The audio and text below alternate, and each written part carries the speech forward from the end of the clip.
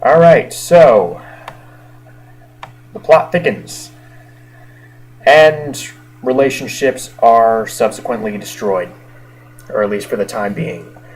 This episode of Arrow, titled The Man Under the Hood, basically continues the Deathstroke storyline where not only does Slade continue not only does Slade continue his quest to make Oliver's life a living hell, but he is also working on his plan to establish an army of super soldiers using the Mirakuru and take over Starling. And we got a little bit more clarity on how all of his plans up to this point have led to this, and also we got a clearer picture this time around about how he actually intends to go about his conquest. Or I assume that's what he wants. I mean, why else would he want an army of super soldiers? So on the side though, it picked up some very emotional cliffhangers from last time, i.e. Thea finding out that Malcolm Merlyn is her dad, her biological dad anyway, and Laurel being told by Slade that Oliver is the Arrow. Now, how did this episode fare? It's pretty good. About as good as the last episode. I don't think it needed to have the hiatus, but I don't know. Maybe that's just me being selfish. Maybe that's just me falling under that feeling of, oh, I have to see the next episode. I have to wait 2 weeks. I don't know, but right away, there's Roy was basically nowhere in sight in this episode until the very end. Did I miss him? Not really, no. Sorry to say. Unfortunately, his bouts of steroid-induced rage and angst were getting kind of old. To the point where I was honestly asking myself, why do I still care about what happens to this guy? Because, he seems like an ass. Which, the justification that I fed myself was, oh, well, he's on the drug. Okay, he's on the Mirakuru. Okay, but he doesn't really seem to be making any attempt to control that. Now, granted, this is a fictional steroid that I know nothing about, but I don't know. I think they could have shown a little bit more conflict in terms of Colton Haynes' performance than just, oh, he's an angry young man who's not right in the head. I think there could have been a little bit more depth. I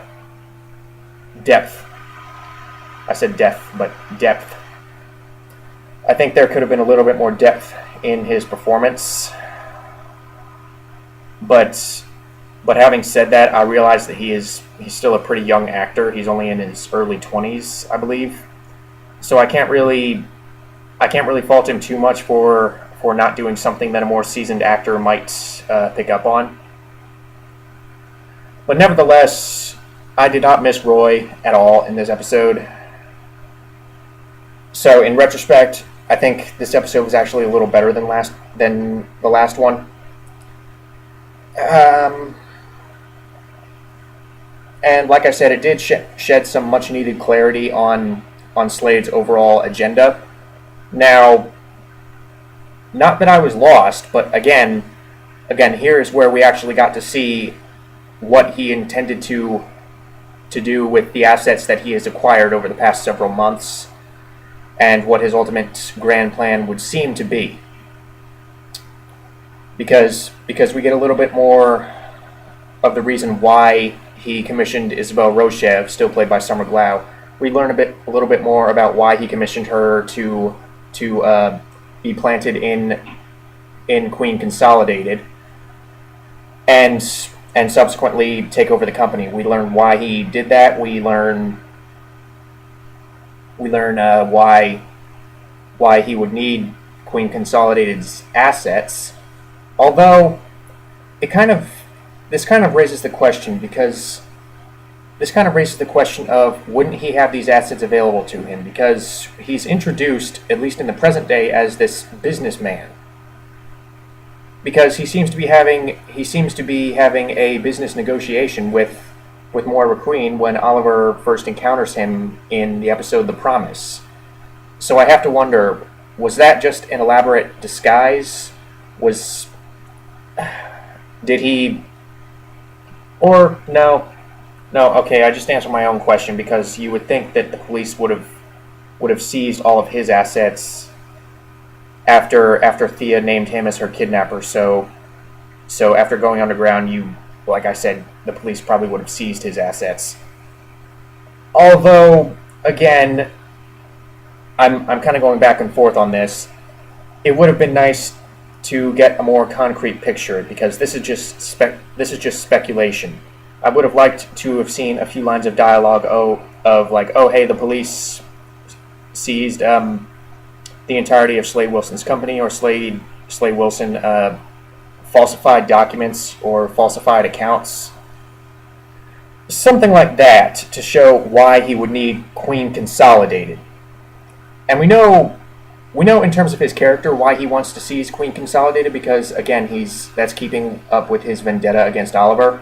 But in terms of practicality, we never really learn why he needs Queen Consolidated and not some other company.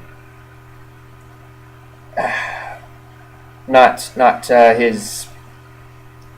I don't know. Like I said, they could have explained that better. But on the upside, the performances were still very good this episode. Manu Bennett still makes a very good villain. Stephen Amell, Emily Bett Rickards, David Ramsey, and Katie Lotz are still all fantastic in their roles. I'm liking them more and more.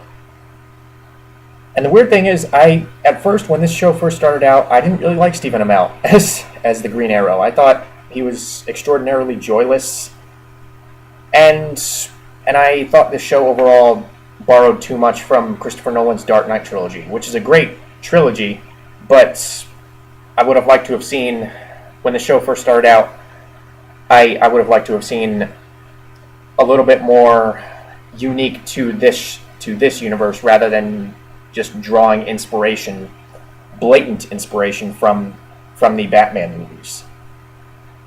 But as this show goes on, it seems to be getting more and more of an identity of its own, which definitely helps. I like this universe a lot better than Man of Steel. I like it better than the Ryan Reynolds Green Lantern. This is honestly one of the better iterations of a DC comic series to come out within the last few years. DC's not doing all that great in terms of its movies. I mean, it's really, in terms of DC movies, the highlight is Batman. The Christopher Nolan Batman movies, which, again, are fantastic, but that's the only thing. That's the only thing that DC has out in terms of movies right now that are worth a flip. Now, I'm not going to get into the Man of Steel arguments, but I will say that it's nice that DC at least has some fairly solid footing on TV in the form of this show. But back to this episode by itself. By itself, this like I said, this is a very good episode. It ramped up the drama continues to escalate. It continues to ramp up. It nicely handles some of the plot lines and plot threads that it set up last episode, like I said, with Laurel finding out the arrow. And Laurel actually was not unlikable in this movie. Or in this episode. I can't really say that I like her at this point, but I don't hate her nearly as much as I did. Although it was kind of blatantly reminiscent of the Christopher Nolan Batman movies when she found out Oliver's identity and decided not to reveal it to anyone. It's like that scene in Dark Knight Rises when when Gordon is in the hospital, and and he's talking about the Batman and what he means to the city and blah blah blah. It's kind of like what Quentin Lance talks about when he's in the prison this time around. But with that said, it is very well acted. I really like the real genuine transformation that this character has undergone in terms of his opinion on the Arrow and whatnot. Because that's one major difference, is that in the Christopher Nolan Batman movies, Gordon was relatively quick to trust Batman. Not that he immediately trusted him with his life. There was still some developments that needed to happen in terms of their relationship between Batman Begins and The Dark Knight Rises. But in Batman Begins, Gordon really was the first one to trust Batman. Detective Lance, did not trust the Arrow at all at first, or the Vigilante as he was previously known. But to see him actually refuse to hear Laurel out in terms of his secret identity really showed a very believable and very, very heartfelt growth in character. Because this is some guy. He even said in the conversation, there was a time about a year ago when I would have given anything to know this guy's identity, but then he becomes a person. He becomes mortal. He loses as the Arrow. You've heard this before. As the Arrow, he's what the city needs. If he's a person, he can't really be what I need him to be, because there are probably people close to him. He probably has a life, and you've heard this speech before, but it's no less effective here, or at least not in my opinion. It still hits the right notes. It's well acted by Paul Blackthorne, and yeah, that moment was one of the better moments of the episode in terms of emotional impact and payoff. Now, something that didn't really resonate as strongly was the Thea subplots. Now, as you know, Thea learned in the previous episode that Malcolm Merlyn was her father, or her biological father, and she was basically, this whole episode they were trying to convince her that Robert Queen was her real father, because he raised her, and he even knew that she was not his biological daughter. But even after hearing this, spoiler alert, she walks out, she leaves. Okay. I find it a little hard to believe that the person that she has seen as her father her whole life suddenly, according to her, means absolutely nothing. I understand that she's upset, but I think leaving all of a sudden is taking it a little too far, especially considering that the character is only supposed to be 18 or 19.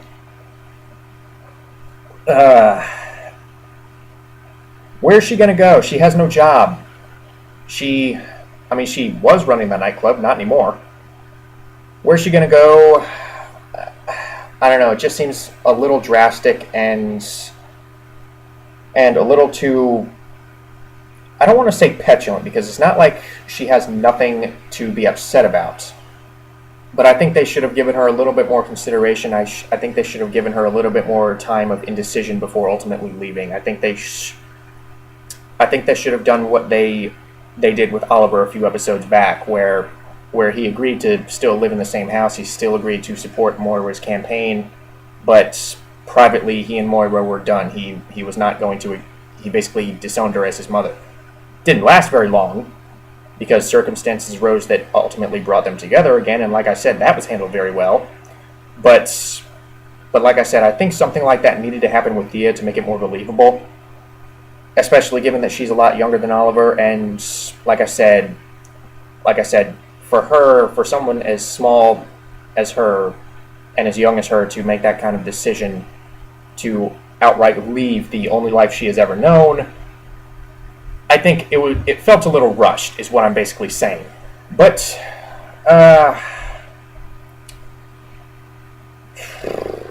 let's see. The final thing I want to talk about is the inclusion of Star Labs, and I actually did not know this going in. Or I knew that these characters would eventually show up, but I didn't know it was going to be in this episode. We get the introduction of 2 characters who will eventually end up in the Flash TV series. Although, it doesn't really seem... I like it better here than when they introduced Barry Allen earlier. And I like the fact that they haven't completely forgotten about Barry Allen. I like the fact that he is still... They didn't... Like I said, they haven't forgotten about him. They still acknowledge him as a character in the show. Even though he hasn't really been in the show because he's been hospitalized after having that little accident. We all know how that's going to turn out, but I don't even know if I'm spoiling anything by saying that. He's going to become the Flash, okay? We've seen him in the costume with the images that have been released, but I digress. The characters that we saw were two employees of Star Labs. I don't exactly know their names, but they are played by Danielle Panabaker and some other guy. I'm sorry. I'm sorry. That sounds completely immature of me, like some other guy. But really, Danielle Panabaker was the only one I recognized.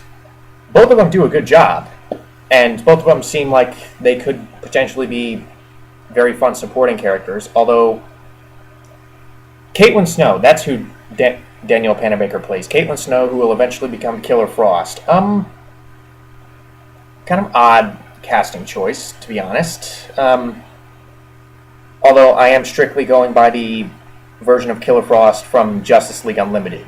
There could be alternate renditions from the comics that they could be trying to have Danielle Panabaker portray. I don't really know, but at this point, these characters are tolerable. They are underdeveloped, but then again, it's not their show. It's not, and this was primarily to introduce them. And with that said, for an episode that was partially meant to introduce characters from the spin-off show, they handled it better here, I think, than when Barry Allen showed up out of nowhere around Christmas time or Thanksgiving, whenever he showed up. Because the characters did have a narrative reason to go to Star Labs. Slade had a narrative reason to go there, so these characters felt more... They felt more like they should actually be here. It didn't really feel as blatant or on the nose as when Barry Allen showed up, and maybe I'm just saying that because Barry Allen is the Flash. But like I said, it just didn't feel as forced this time around. It didn't really feel like, oh, get it, these characters are going to be in the spin-off.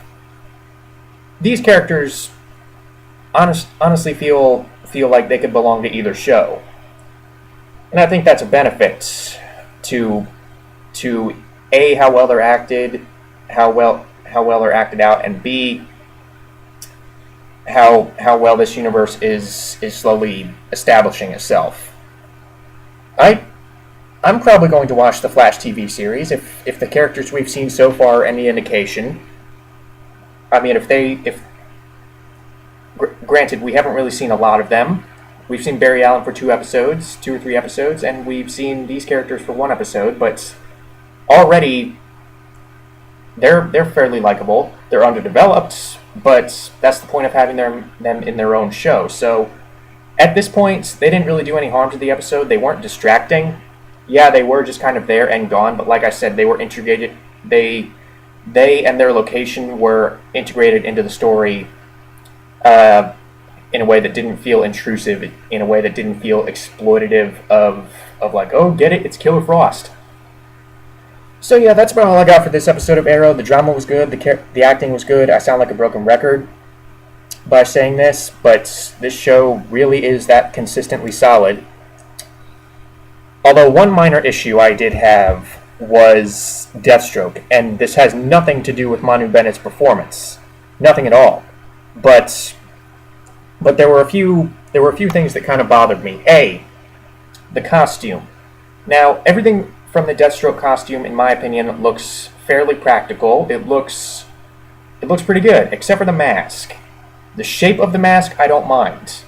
but the color, the orange part seems a little too bright. It seems a little too, and the mask itself seems a little too.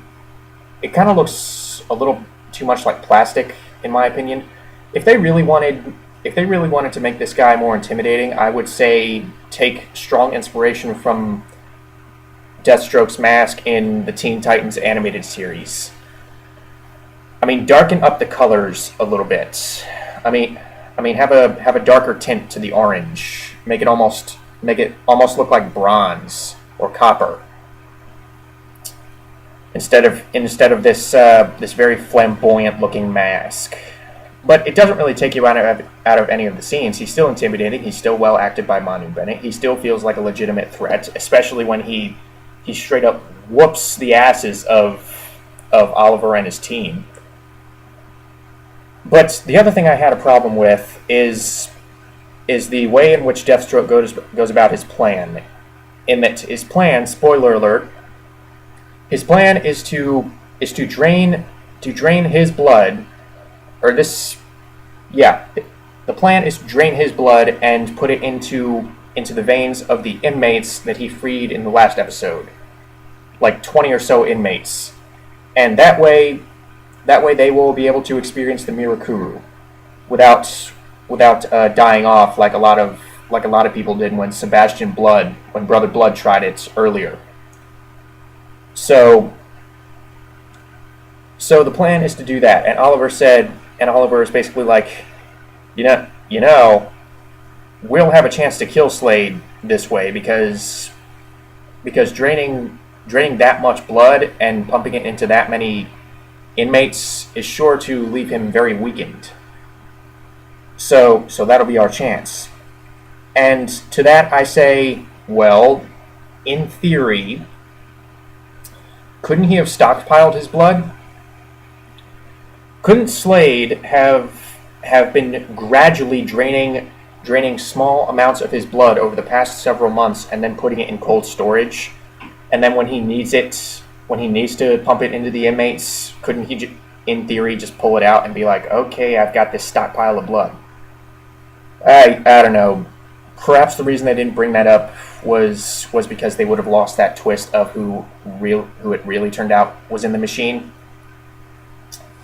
But yeah, aside from those minor issues and those minor gripes I have, those minor flaws in logic and flaws in character motivation, namely Thea. Yeah, I enjoyed this episode. It's, like I said, the acting, the drama, the action is still very good. It's shot well.